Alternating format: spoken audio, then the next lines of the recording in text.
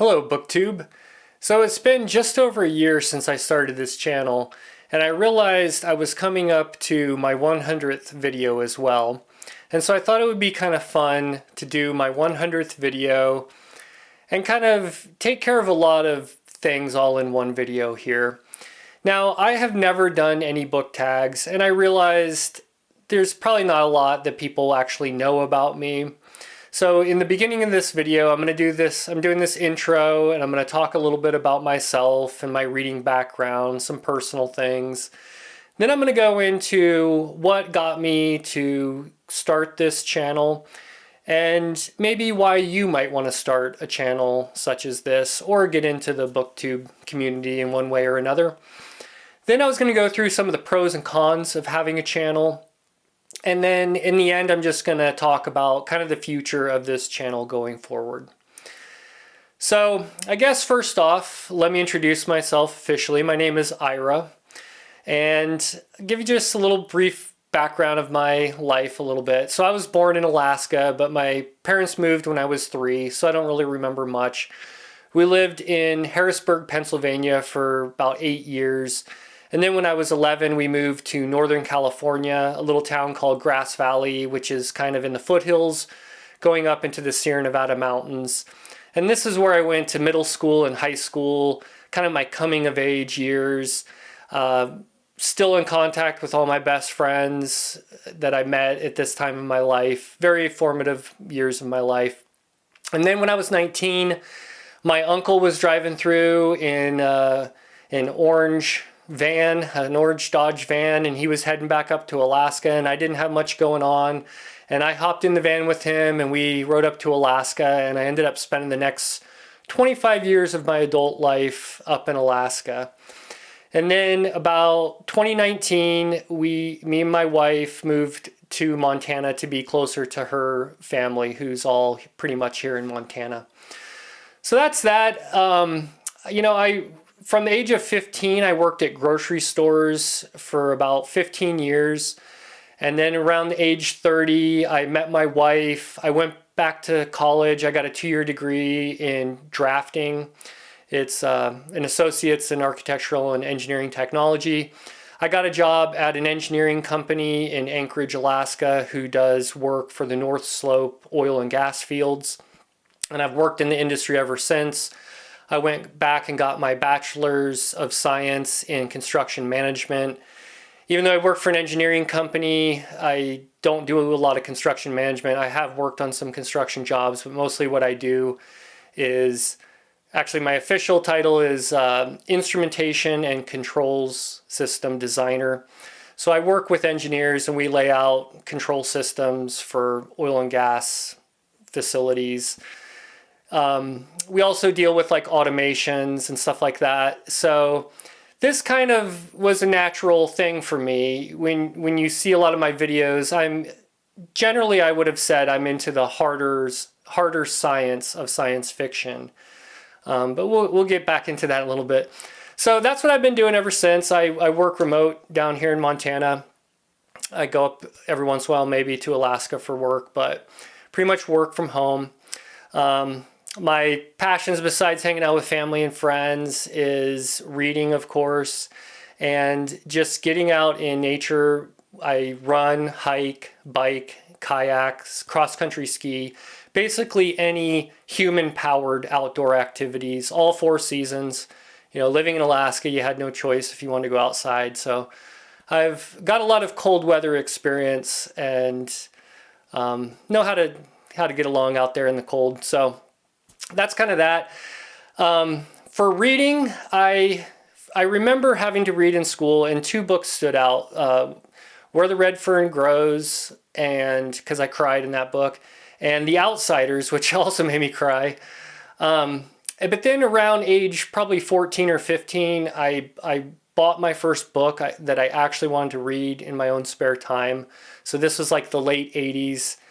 And I've been a lover of science fiction and horror and a little bit of fantasy and general fiction. I listen to a lot of nonfiction, but when I read it, it tends to put me to sleep.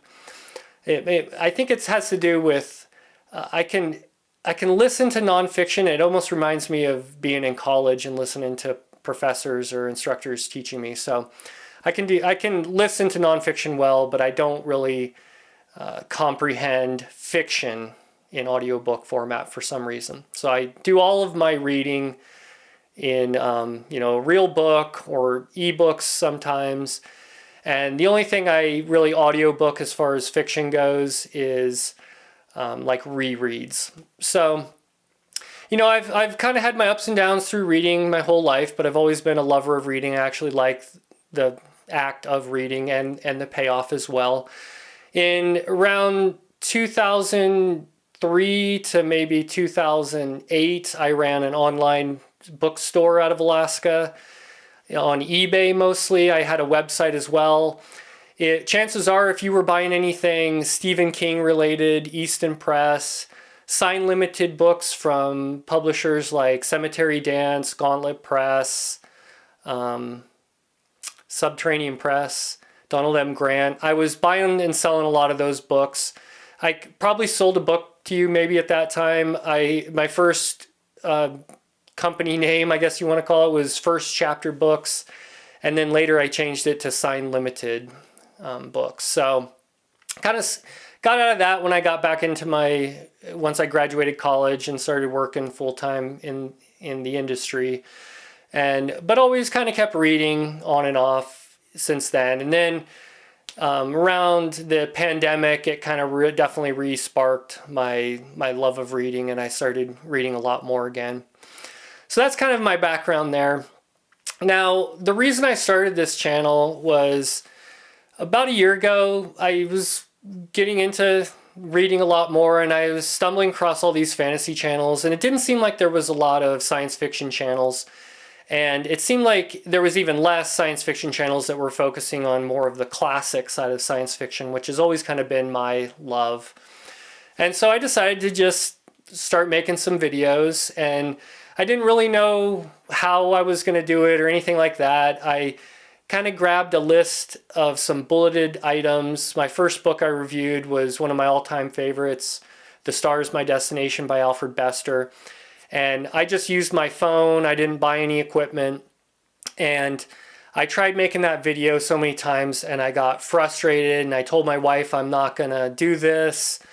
And she said, well, why are you using like these notes? You were telling me all about this book when I was just standing here talking to you. And so you can go back and watch the video. I don't know if you'll notice, but what we tried was she just stood behind my phone, and I just pretended like I was talking to her. I didn't use any notes. And I think it took me still a couple tries, but I was able to do a video that I was sort of happy with at the time.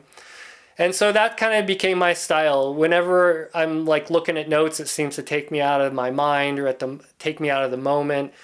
And so I just try to organize my thoughts ahead of time. I use some association tricks with numbers and a few other things to kind of try to remember what I'm going to say when I do a video. Now, I usually forget some things. Sometimes I just say, oh, well, I forgot it. Sometimes I put what I forgot down into the description of the video. And sometimes if it's bad enough, I'll go back and just redo the video because I missed too many things. So normally I try to just make it very conversational. I try to get it all in one take. I edit the ends and the end and the beginning off of the video and upload that. Sometimes I have to do a splice somewhere in the middle, but I try to spend as little amount of time editing my videos as possible, as you can probably notice if you watch my videos. I lean mostly into the classic side of science fiction.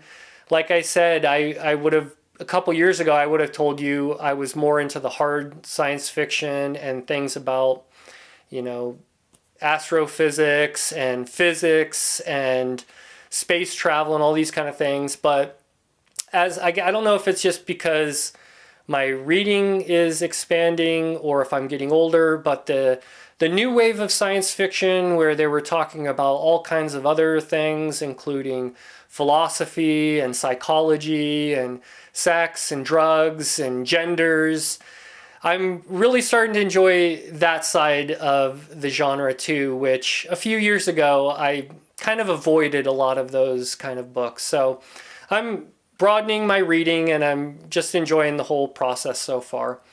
So one of the reasons I wanted to start the channel was to be able to talk to other people who are into the same kind of books. I have been lucky enough to have some real life good friends, especially a few up in Alaska who were science fiction readers, and was able to talk to them about things. But this has really opened up a lot more people and a lot more discussions, and it was really the number one reason I wanted to start the channel. And so far I can say I've been a success there because the engagement and everything has been great. We'll talk about that a little bit more in the pros and cons. But so that's kind of how I started, my approach, and where I'm at. And I would say I would encourage other people to maybe try doing the same thing if you want to give this a shot. And you know, we have in the Booktube community, there's all levels of people. There's casual people, I guess more along my lines, and there's experts in the field. We have authors. I'm sure there's editors. There's philosophers who have channels. There's people in the industry and every level in between. So I think it's a big enough space, no matter what you're into, no matter how you want to approach this, there's a space for you here in Booktube. And I gotta say, it's very rewarding. There's a lot of rewarding sides to having a channel like this. All right, so now let's get into some pros and cons. For me, there's like 4 major pros, and 2 of them I really wouldn't have thought these would have come up to me. So let's go with the first couple. The first one is just the community engagement. It's great. The amount of recommendations that I've gotten or have been able to recommend to other people and get their positive feedback, or even if they don't like the book, it's fine. You know, everyone has different tastes. But just the engagement with the community is great. Overall, the community is very nice, very encouraging, and it's been great. The other thing is motivation. So I like to motivate myself, and there's a fine line between motivation and pressure. And I have heard people talk about cons as far as Booktube, about feeling pressure from things. So I think been able to avoid the pressure, and I try to focus on the motivation. So when I started this channel, one of the things I wanted to do, and I did a whole video on it, I did this series, or I'm in the middle of a series called The Masterpieces of Science Fiction. And it was like these 140 books that kind of were on my bucket list, and I've always wanted to read it. But it's one of those things, when you put it out there to the world, it kind of helps motivate you to want to complete a task or a goal. So it's worked for me. I've never felt there was a lot of pressure.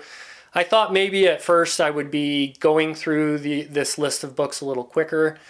But I realized it doesn't matter how long it takes me, and I'm having a lot of fun getting sidetracked with all these other recommendations that people are giving me and all of that. So I gotta say, I am definitely more motivated to read while having a channel. And I don't think it's cut into any of my other personal time. You know, we all have some spare time in our life. It just depends on what you want to do with it. And I've chose to spend, you know, at least probably 2 hours a day in my mornings spending time to read. So that's another pro for me overall. So a couple pros I didn't really consider was, you know, when I read a book and I just sucked into it and I love it, I have no problem just being immersed in that book. But if there was books that I didn't like as much, I could find myself skimming sections or dismissing it like, oh, it's one of these books, and not really paying as close of attention once I realized that. But having a channel, I don't want to miss things. I want to give every book a solid shot. And so I'm paying closer attention to the books that I normally would kind of start to dismiss. And there's been some books that have completely turned me around. You know, some at some point after I would have normally kind of started dismissing this book. And it's really opened my eyes to just sticking with the book, trying to figure out what the author is trying to say, immerse myself in the story, even if it's something I'm not completely into. And I think it's enriched my reading overall because of that. So that was something I didn't even really expect. The other thing is I didn't really have many really creative outlets in my life at the time or recently. And I didn't really think of this as a creative thing when I started it, but it's very creative, and it can be done in many different ways. Like I said, I don't edit a lot, but I could see how people could get very creative in the way they edit things together and put sound bites in and all of that. And for me, the creative aspect is how I want to talk about the book. Most of my books, or almost all of my reviews, are spoiler free. So it can be a challenge to talk about a book, maybe, not that I'm trying to sell it, but to maybe get someone to want to read it without giving too much away. There's a fine line there. And some of the best comments that I like seeing is when people say, you did a really good job describing that book without spoiling it, and you're making me want to read it, or whatever the case may be. I love those kind of comments. So that can be a challenge and just a creative thought process of how you want to deliver your review. The other thing is the thumbnails. I know some people complain about making thumbnails, and at first I wasn't really into it, but now I kind of like putting the thumbnails together. I've kind of started color coding thumbnails depending on what kind of video I'm making, and it's a fun little creative part of putting these videos together, and I enjoy it. So that's kind of the main pros for me. Let's get into some cons of having a Booktube channel. So the first one I would say is the amount of time, and I don't spend a lot of time editing. It takes some time to sit down and dedicate some time to do these videos, so there's some time there.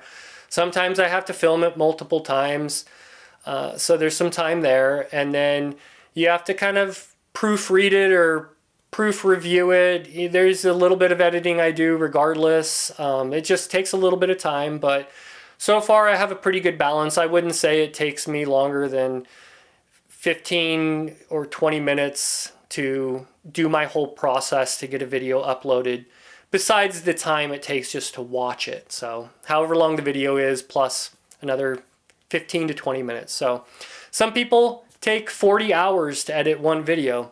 It's all on how you approach it. You can tell I don't do a lot of high production value, but it works for me, and I'm able to keep making videos at the pace I feel comfortable with and all of that. But the time is a factor you need to probably consider and dedicate at least a bit of time to do something like this.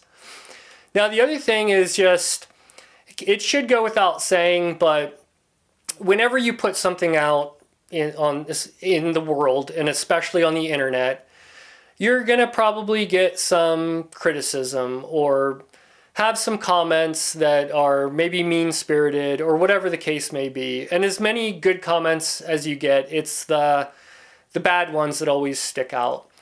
And I would say that you just have to kind of, going back to like the community and the people who are making videos and the people that are watching your videos, you're going to have people from all backgrounds, people that take this very serious because it's their job, and people that don't take it quite as serious. I consider reading to be a hobby. It's fun.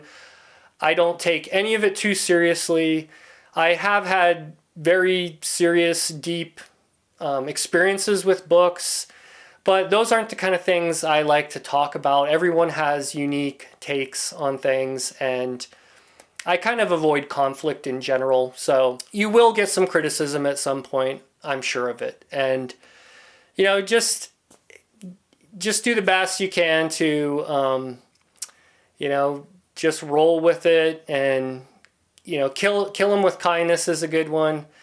The other thing that I guess kind of is also a con is I've tried to avoid it. You could look at other videos, other YouTubers, and have envy for the amount of views or subscribers or the books they got or all of that. And I heard a really good quote recently that envy is like taking poison hoping the other person is going to die. So if you think about it that way and forget about all that nonsense and just focus on what you can do, which is make videos, then you can avoid some of these, dark sides of Booktube that has kind of come up recently. That's just my opinion. So now let's get into the future of this channel. So I mostly do individual book reviews. If you haven't watched my channel before and this video just you stumbled across, I try to read all over the genre from old stuff to new stuff, but I mostly read older stuff, probably from the 40s to maybe the 80s, but everywhere in between. My most popular videos are my book hauls, and I love making those. I love going to bookstores with my wife and book shopping. It's something we both love doing. I love sharing those books with all of you. Building a library behind me. Eventually I'd like to do some other videos where I'm showing off maybe a set of something that I've been trying to collect, or a certain publisher or author, or whatever the case may be. But right now I plan on still doing like a book haul a month. And then I do kind of a monthly wrap up where I can talk about some of the books that I've read and maybe let people know that there was a good book that maybe they didn't watch the video review, but it gives me a chance to kind of call my book of the month out and maybe bring attention to something that kind of got lost in the mix of all the other videos that come out. So that's about it. If I did happen to get some more free time for one reason or another, I have all kinds of ideas for other types of videos that I'd like to make. But for right now, I feel like I'm a year in. I've done 100 videos, so that's about 2 videos a week. I've found a good kind of sweet spot for my reading, where I can usually read about 6 books a month, and most of these older science fiction books are pretty short, under 250 pages, but I think I've been able to balance everything out really well and just kind of keep looking for the same kind of content in the future. I thought about maybe upgrading my uniform at the 1-year mark here, but I don't know. I think I got at least another year out of this thing, maybe longer. So anyways, thanks for watching, and we'll see you in the next video.